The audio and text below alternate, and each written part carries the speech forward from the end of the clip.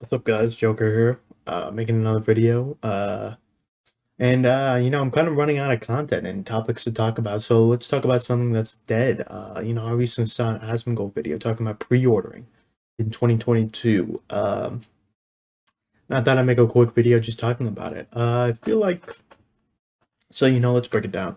Pre-ordering, for people who don't know somehow, is literally you putting down your money in order to get something in the future. It's like basically it was used for like physical copies like CDs and games, even shit like that, like tickets, as a way to guarantee yourself the thing. Tickets kind of still do this where it's like, you get like this opening window or some shit like that if you have like an American Express card or if you go on Ticketmaster or whatever. But kind of died with like music and games because you can just get that shit digitally. Um, But how I look at it in games today, games are a little more overt in trying to get your money. They try to give you like, a skin. If you're trying to pre-order physically, they'll give you like a keychain or some shit like that. Um, and how pre-orders are now today is basically the retailers just trying to get your money right now. So they're like, okay, we're good. We're gonna hit. We look like we're gonna hit this number because most companies have this type of indicator they're looking for in pre-orders in a certain amount of time before the game comes out. They want to hit that number so they can pre-announce it sometimes to some shareholders or some shit like that.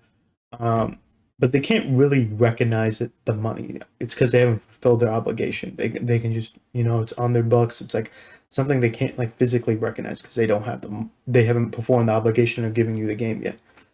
Digitally you can pre-order a game. You get like same shit, only you don't get a physical thing. Usually, sometimes there have been physical ones. I think Kingdom Hearts had one for 3 had one a long time ago, but they're not rare. I mean they're rare. They're not common. Um, but pre-ordering games now, I look at it and it's like I haven't pre-ordered a game in some time. And I was a guy who did pre-order games, obviously, to get a physical copy.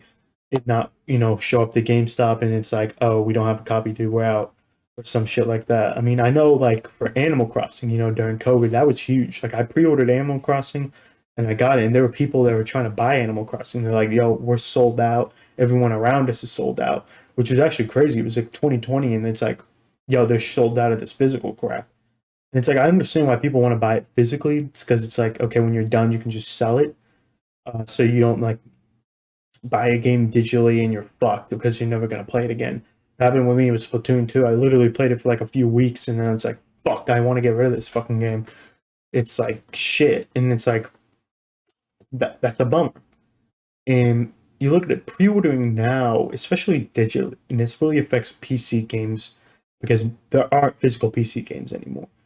Um, it's kind of pointless at the end of the day.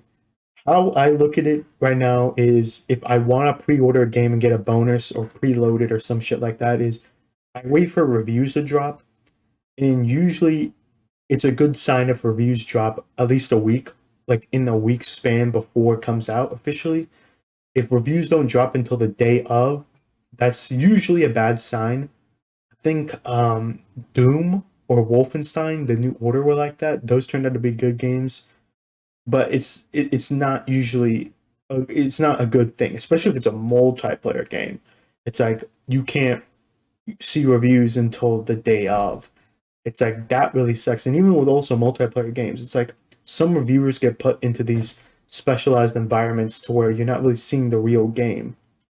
I think that happened with in the video they were talking about Aliens Colonial Marines. But I think about it like 20 Battlefield 2042. It's like, bro, I didn't pre-order that game. I didn't do that. I bought a SSD and then got the code from that, and then I returned the SSD. So I got Battlefield 2042 and it was legit for free. I never played the fucking game because it sucks ass. And I think the good thing was playing the beta too for multiplayer games. It's like the beta used to mean something a long time ago. It doesn't mean something it doesn't mean that same thing anymore. Beta basically means this game is done. We just need to print it on a disc and maybe knock some bugs out. That's basically what beta means now. Alpha is a little. Alpha is like what beta used to mean. I feel like because you can play alphas and they're like in very good states. It's just like I feel like alphas are more clean version that is very playable that developers slice out just for you to test. I think of the Destiny alpha back originally. That was a very sliced, specific instance that you got to play, and it ran well, it did well. It was like whatever. You're not gonna have too many problems because this was done. This was curated really well. You look at it now. Do I think people are dumb if they pre-order games? No, a lot of people have different reasons. Like they want to preload this game or some shit like that, or they want their stupid skin or some shit like that. They want to play it 72 hours. That has been a thing that's happening. You pre-order and you get to play it like in advance of its release or some shit like that. Um, we're seeing that more and more. Lost Ark was an example. If you got a founders pack and you pre-ordered it, obviously you got to play 72 hours early. You got to play on the Tuesday instead of the Friday when it was launching free to play, even though the game was free to play. But that's definitely something, and I think that's why a lot of people are also pre-ordering those games. It tends to happen in multiplayer games more than single player games. But I know some single player games have done this in the past. I think that's really stupid, and I think that's the most egregious way but the good thing is, if you're playing it, 10 to 1, a reviewer has already come out with a review. No, in Lost Ark's case, reviewers hadn't come out because the game, was a multiplayer game, so people were reviewing progressing bullshit like that. But pre-ordering now kind of makes no sense. If unless you're doing what I said, you're pre-ordering after the reviews have come out. If reviews have come out and you can still pre-order the game, so you can preload it, you can get your skin or mount or whatever the fuck they're giving you, horse armor. That's good. That's the best thing. But pre-ordering like I would say not that Callisto Protocol is gonna suck. I think it's gonna be good. Somebody can bookmark this and throw it back in my face. But pre-ordering Callisto Protocol now, when the game comes out December 2nd, that's kind of stupid. It doesn't matter how good the game looks. It's because they curated it the best possible thing to show you so that you could pre-order. And the game doesn't come out until December 2nd. Reviews will probably be up November 30th at maybe the earliest or some shit like that. Pre-order, buy the game whenever the reviews come out, because yes, reviews aren't perfect from games journalism, but at least they're a good indication of if a game is going to be good or not. I mean, if you look at the Metacritic is most likely going to be right more times than not if a game is going to be good or not. So, I mean, it's just an extra layer of safety to keep you from buying shit. I think back to Homefront: The Revolution. I actually pre-ordered the collector's edition, so I went to GameStop and put it down.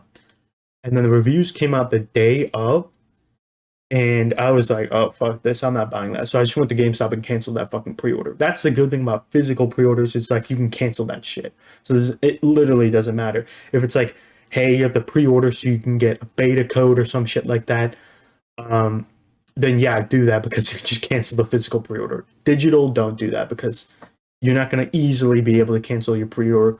I know Sony, they let you do it one time. You can cancel a pre-order because I actually did it. And their policies to let you do it just one time.